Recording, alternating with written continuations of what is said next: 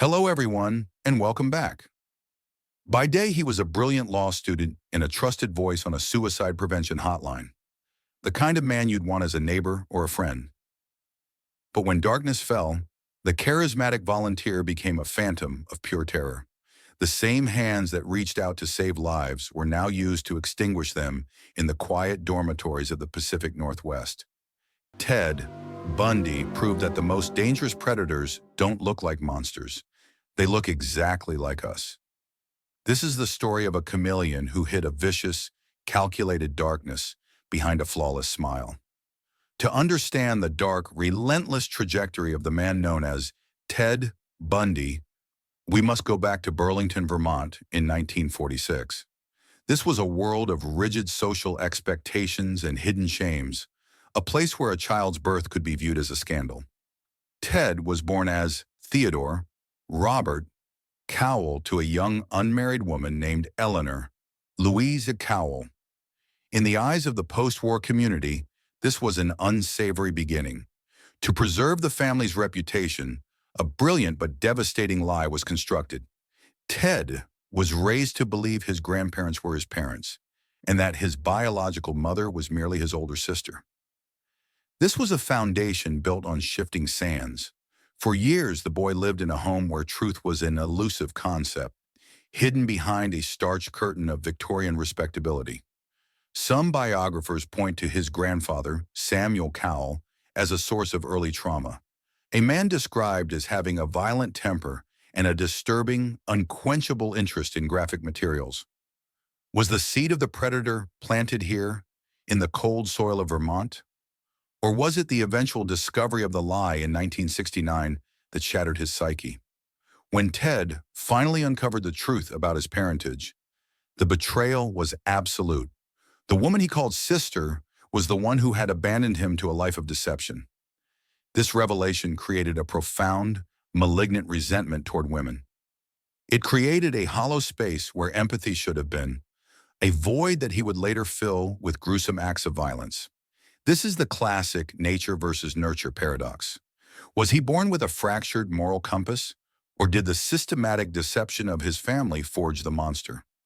By the time he moved to Tacoma, Washington, with his mother, now posing as his mother, and her new husband, Johnny Bundy, the damage was irreparable. Ted never accepted his stepfather. He felt superior, a character out of a cinematic narrative, trapped in a life that was too small for him. He began to find solace in the dark, engaging in voyeurism and reading detective magazines that fed his growing curiosity about the sinister side of humanity. He was already a ghost in his own life, watching the world from the outside, waiting for the moment he could strike back. This early fracture was the silent beginning of a symphony of death that would soon play out across the Pacific Northwest. He was learning to wear a mask, a brilliant management of social cues that would soon become his most lethal weapon. But before the first savage murder was afoot, he needed a catalyst, a face to put on his hatred, and he found it on a college campus. In 1967, at the University of Washington, Ted Bundy met the woman who would become his ultimate obsession. Stephanie Brooks, often referred to as Diane Edwards. She was everything he was not: wealthy, sophisticated, and deeply rooted in the upper class. She was the magnet that attracted his deepest insecurities. For a year, they were a couple, but Stephanie eventually saw through his efforts. She found him directionless and lacking the ambition she expected from a partner.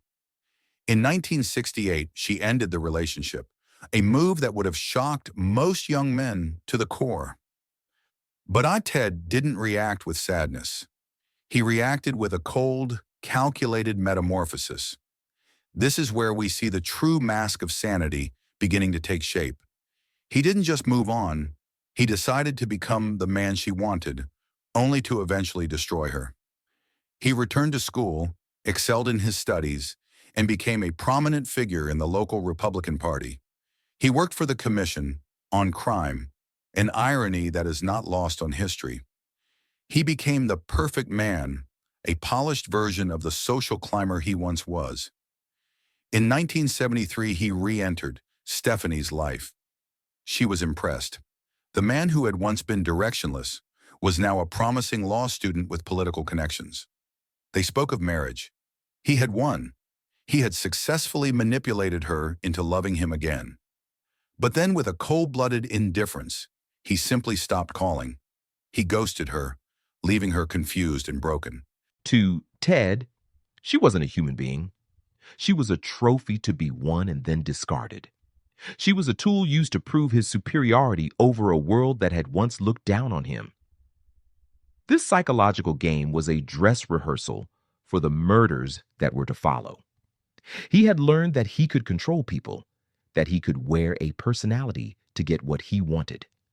His sociopathic nature saw the world as a theater, and he was the lead actor. But the unquenchable desire for control was no longer satisfied by psychological games.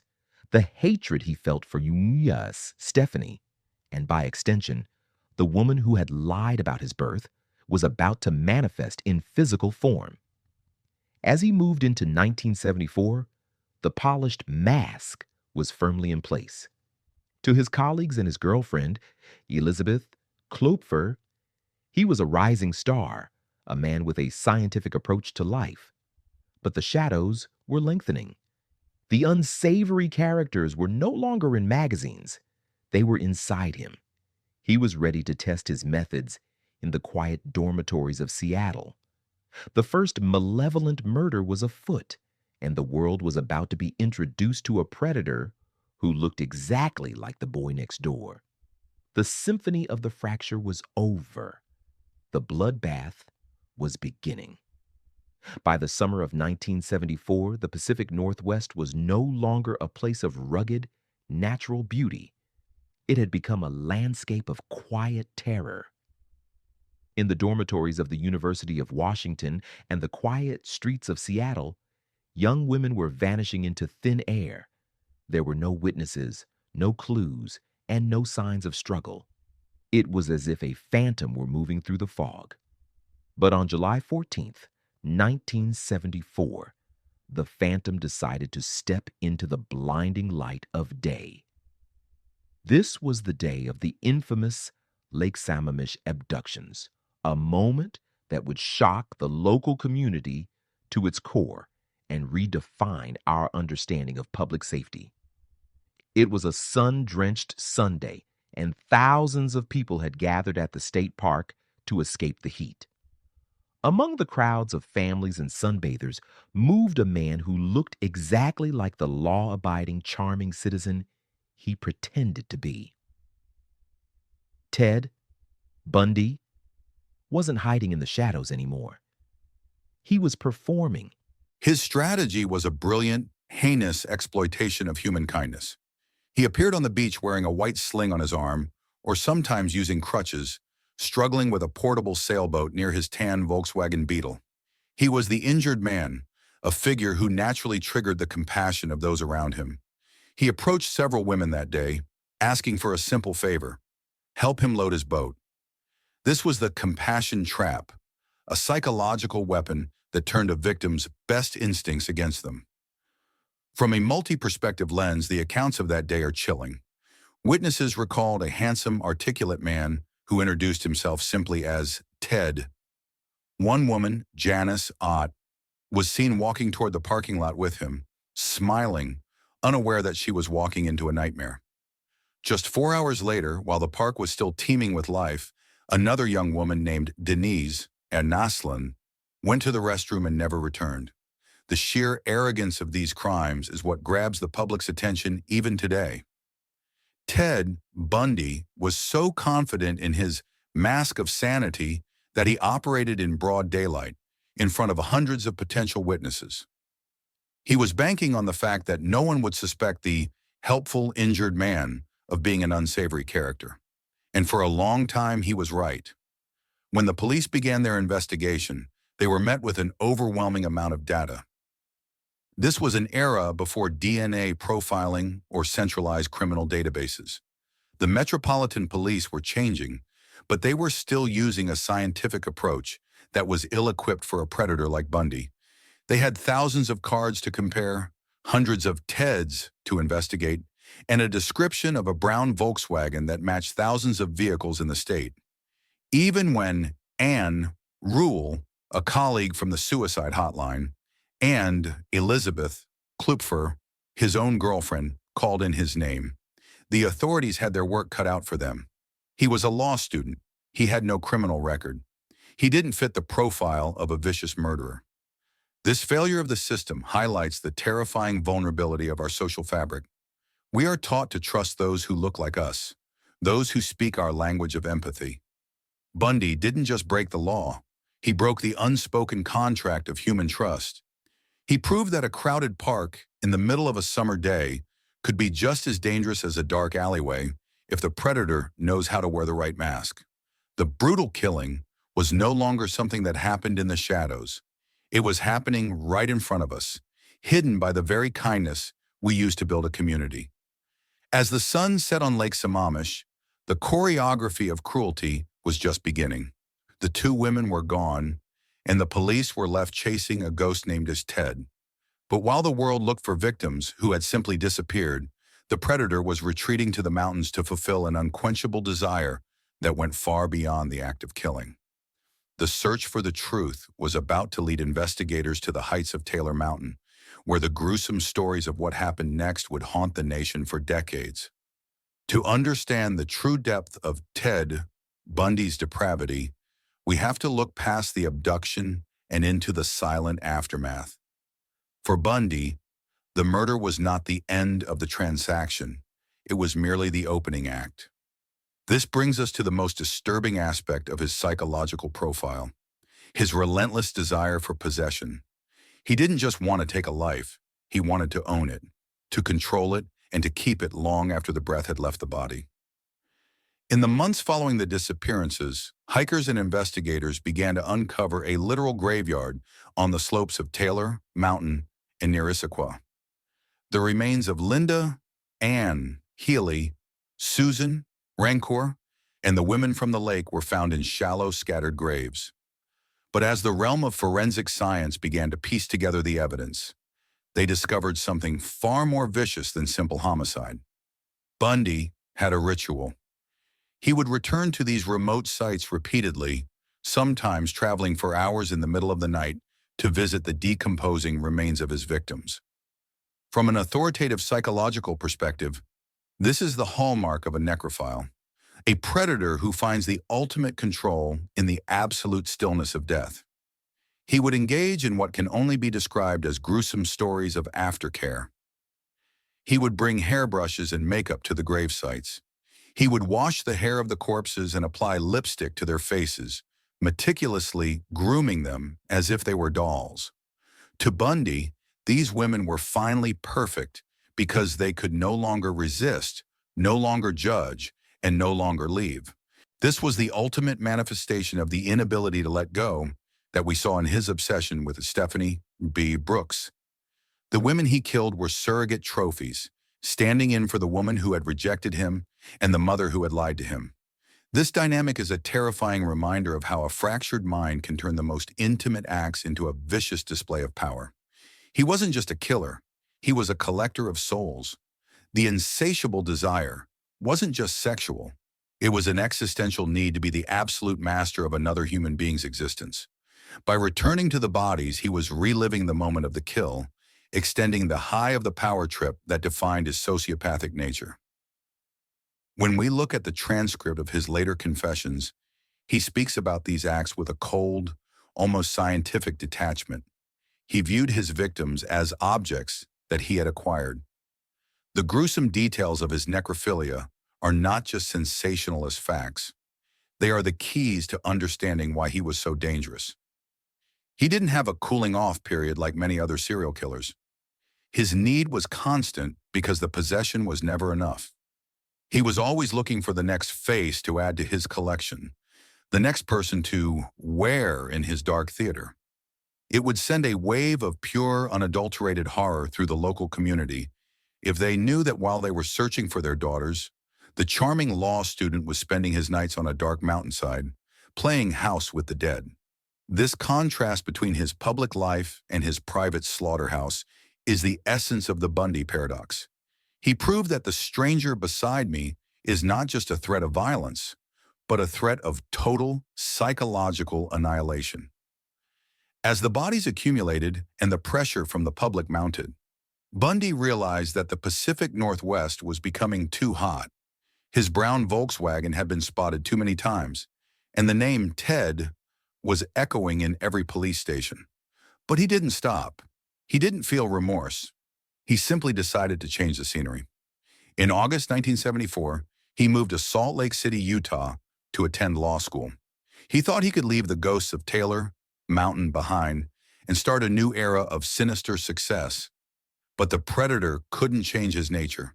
The choreography of his cruelty was about to move to a new stage, where his unquenchable thirst for power would meet a new set of methods, and a woman who would finally have the courage to fight back. The dance of the crutch was moving south, and the bloodbath was far from over. By 1977, Ted Bundy had transitioned from a mere suspect to a defiant student of the very system trying to convict him. He was no longer just an unsavory character hiding in the shadows of the Pacific Northwest. He was a celebrity defendant in Aspen, Colorado, charged with the vicious murder of Karen Campbell. It was here, in the heart of the American legal system, that Bundy would perform his most daring acts of defiance, proving that his intellect was just as lethal as his physical violence. His first escape was a masterclass in exploiting the mask of sanity. Because he was a former law student, Bundy had successfully argued for the right to represent himself. This gave him a level of freedom that no other prisoner enjoyed, specifically the right to move about the courthouse without handcuffs to conduct research in the law library. On June 7, 1977, during a break in proceedings, Bundy stood in the second-floor library, appearing to be deeply engrossed in legal texts. But the moment the guards turned their heads, he didn't reach for a book. He reached for the window. In a movement that belonged to a cinematic narrative, he leaped from the second story, landing on the ground below and disappearing into the dense aspen wilderness. For 6 days, a massive manhunt gripped the mountains. The police had their work cut out for them, tracking a man who knew the terrain and the law equally well. Bundy was eventually captured, exhausted and starving, but the jump had served its purpose. It sent a message to the nation. The system could not hold him. However, his most ingenious and chilling escape was yet to come. Transferred to a jail in Glenwood Springs, Bundy began a calculated, almost scientific transformation. He started to lose weight rapidly, dropping nearly 30 pounds. The guards, blinded by his intellectual veneer and polite demeanor, believed he was simply succumbing to the stress of his upcoming trial. They were wrong. Bundy was molding his body into a tool. On the night of December 30th, 1977, while the world was preparing for the new year, Bundy piled books and blankets in his bed to create a dummy figure. He then climbed onto his bunk and reached for the light fixture in the ceiling. He had spent weeks slowly loosening the screws.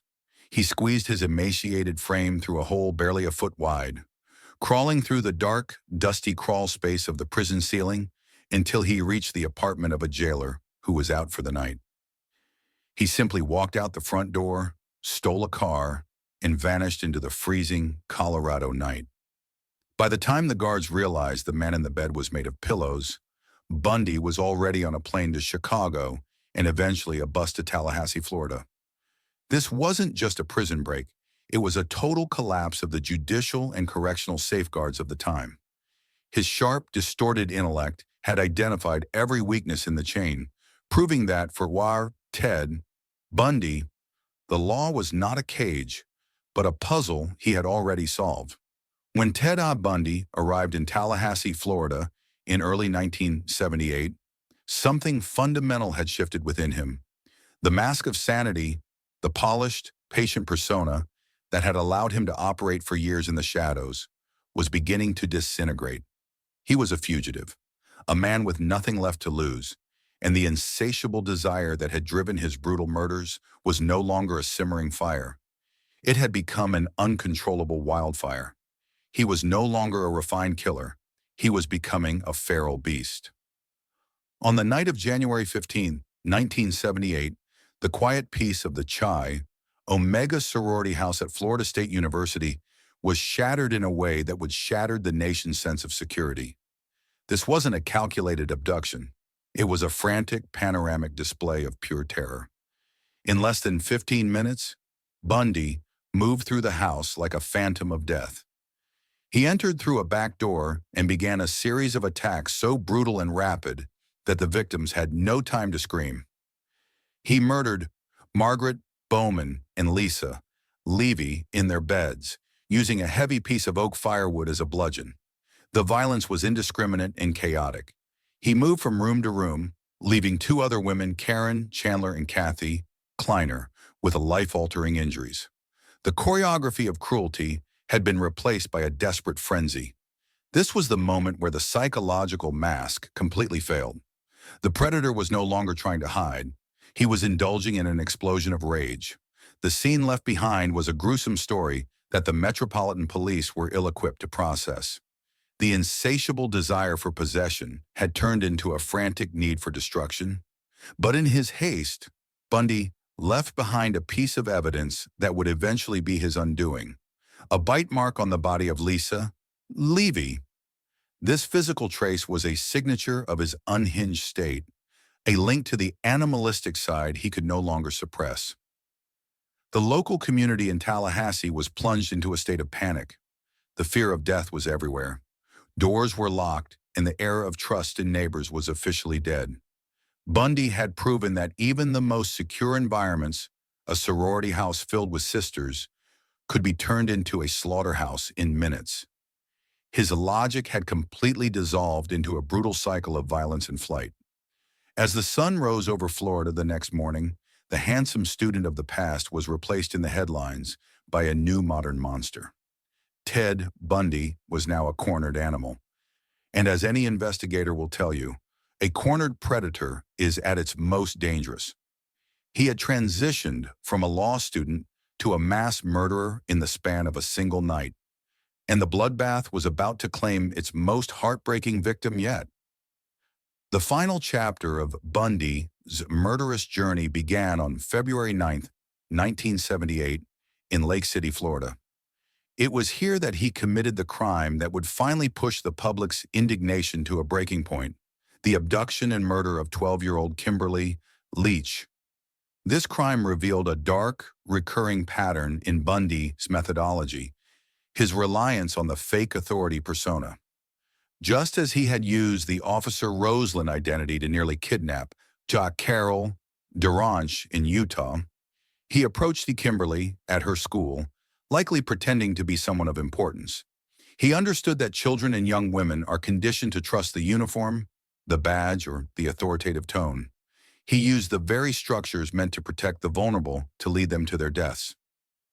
The search for Kimberly Leach was a national obsession, but the outcome was a tragedy that would leave an indelible stain on history. Her body was found weeks later in a remote shed. The viciousness of her end was a punchline of cruelty that even the most seasoned investigators struggled to articulate. Bundy had moved from targeting college students to children, showing that his insatiable desire had no limits, no boundaries, and no moral floor. But while Bundy thought he could continue his trail of violence, his past was catching up to him in the form of a woman he had underestimated years before. This is the true punchline of courage in the Bundy case: Carol Duranch. Years earlier, in 1974, Carol had been the one who fought back.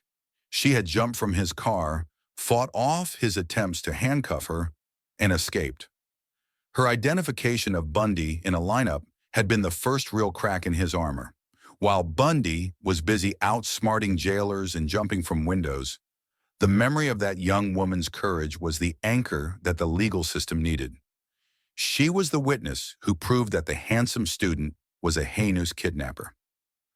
The end finally came on February 15, 1978. Officer David Lee spotted a stolen Volkswagen Beetle weaving through the streets of Pensacola. When he pulled the car over, the driver, a man with a mess of dark hair and a tired, wild look in his eyes, attempted to fight.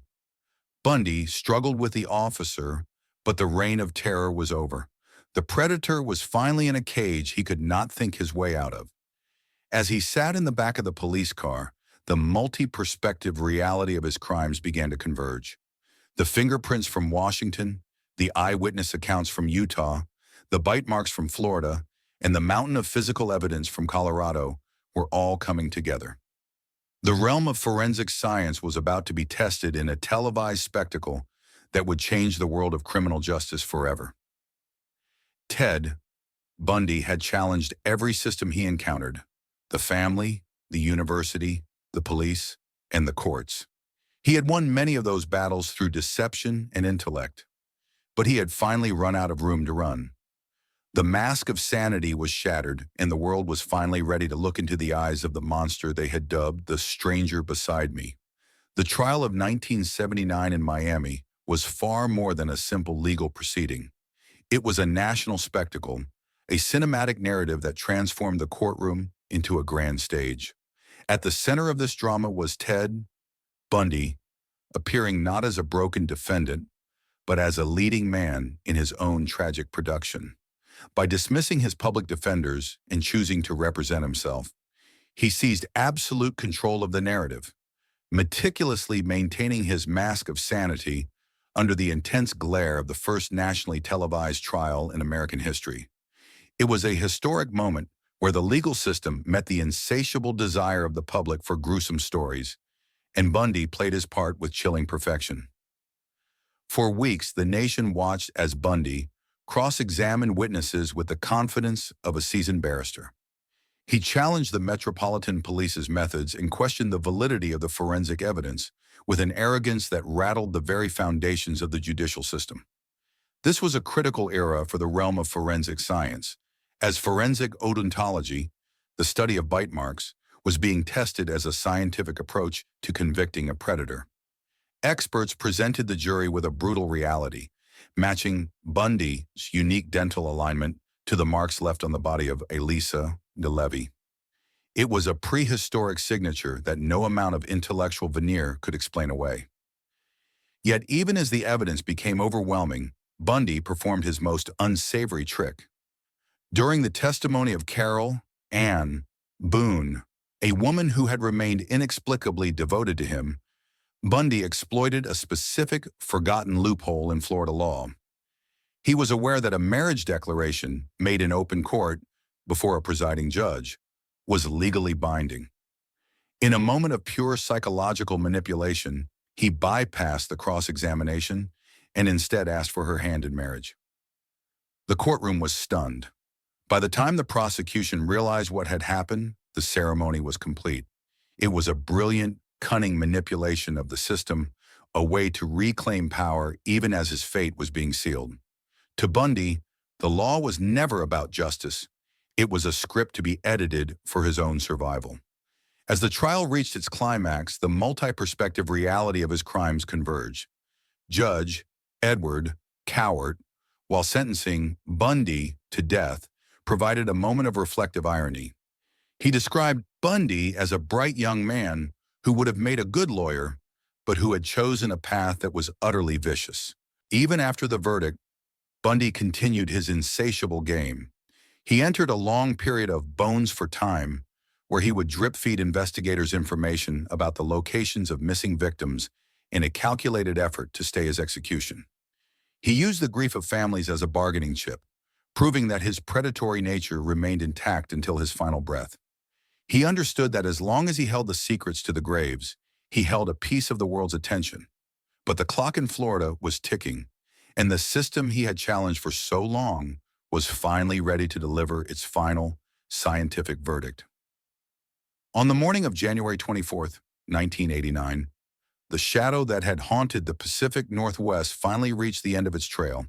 But even in his final hours, Ted Bundy attempted one last act of manipulation.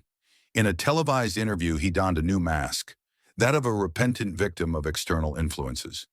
He blamed his vicious crimes on the influence of graphic materials, a calculated move to shift the blame from his own internal darkness to a societal sickness. It was his final performance, a desperate attempt to be remembered not as a predator, but as a cautionary tale for a nation obsessed with gruesome stories. While at Bundy spoke to the cameras inside, Florida, state, prison, a very different scene was unfolding outside the gates.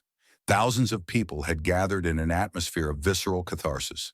They didn't come to mourn. They came to celebrate the total collapse of a monster. They carried signs that read, "Burn Bundy, burn," and cheered as the announcement of his execution was confirmed. The fear of death that had gripped the nation for 15 years was replaced by the sound of fireworks and celebration. It was the ultimate wrap-up for a case that had left an indelible scar on the world's collective memory. The most powerful symbol of this ending was the fate of his infamous tan Chunoi Volkswagen Beetle. The car that had served as a mobile slaughterhouse was eventually dismantled piece by piece for forensic analysis, becoming a symbol of an era of terror that had finally been ushered out. This dismantling mirrored the way Bundy's life had been bared to the world, a machine of destruction taken apart by the law. As we look back at the case of Ted Bundy, we are forced to return to the image of the mask from the very beginning. He proved that the most unsavory characters don't always look like the villains in gruesome stories. Sometimes they look like the handsome student or the helpful neighbor. He was the stranger beside me, and his legacy remains a haunting loop of unanswered questions. How many more victims are still hidden in the mountains?